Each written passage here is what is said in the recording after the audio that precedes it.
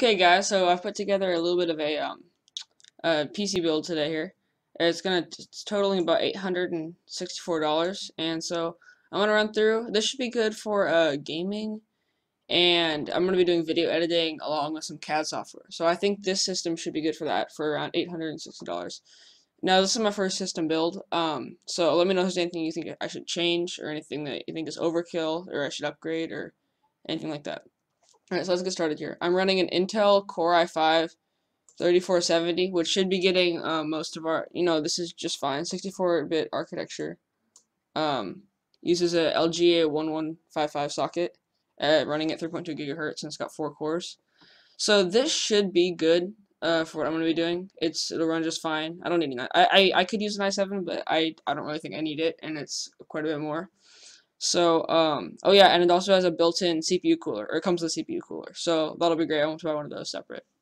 To put this on, I'm running the Asus ROG Z77 Extreme 4 motherboard, and that has a LGA 1155 socket also. So that should fit that'll fit our i5 in there. It's got 4 240-pin memory slots, and so it can hold up to 32 gigs of RAM. And it has RAID support, which is always good. It's got 4 SATA 3 gigabytes per second connections and 4 SATA 6 gigabyte per second connections. Alright, oh yeah, and it also has USB 3.0, which is always great. You always want that. Okay, for my RAM's been kind of expensive lately. So, I just went with like some of the cheapest RAM that there is. 8 gigs of Kingston memory, and so it is 762 per gigabyte. And so I have 2 4 gig sticks, so I get the dual channel on here. For our memory, or for our storage, I have a Western Digital, just a 1 terabyte hard drive, and it's a SATA 6 gigabytes per second. This is just like a standard 7200 RPM hard drive. I think it'll be good. It's just a good reliable hard drive. Standard cost, and it's really cheap. I mean, it's standard use, pretty cheap. So that'll be perfect for our use here, I think. I thought about getting an SSD, but I might get one of those later when I get a little more money, because right now the system's already pretty expensive, at least for what I have for my budget right now. So for a graphics card, I wanted something. I couldn't spend a lot on my graphics card, but I wanted something that would get a lot of stuff done. So this is 144 or 145. And so, well, it's actually 125 if you get the promo or whatever. But it's a GeForce GTX 750 Ti, and it's the superclocked edition. So this should be good. It doesn't require any extra power, and you can see it's really small. So it should fit perfectly in our oh yeah, it has HDMI, DisplayPort, and DVI, which is always good. So I'll be able to run. I'll be able to run dual monitor, but I think, right? I think I'll be able to run dual monitor. I'm not sure. I should check up that. All right, and inside, we're gonna put this inside of a Corsair Carbide Series 300R. I have the windowed one selected here. I don't know if I'm gonna get the windowed one. I'm not sure because this isn't gonna be like a lit. It's not gonna look all that fancy or anything. So, I'm not sure if I'm gonna get the windowed one. I might just order the unwindowed one. Yeah, it'll fit our ATX motherboard.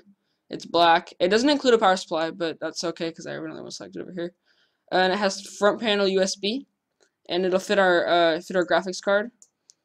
And it has, you can see it has 3 external 5 1/4 inch bays, and 4 internal 3.5 inch bays. That's always good. All right, moving on to our power supply. It's an EVGA power supply, and it is 500 watts. Our system was only going to need like 250. So I don't know if this might be overkill, but I think it's always better to have more power.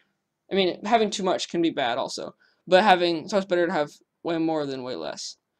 It's an 80+ bronze power supply, and so, it's typical, it's standard. It's a good power supply.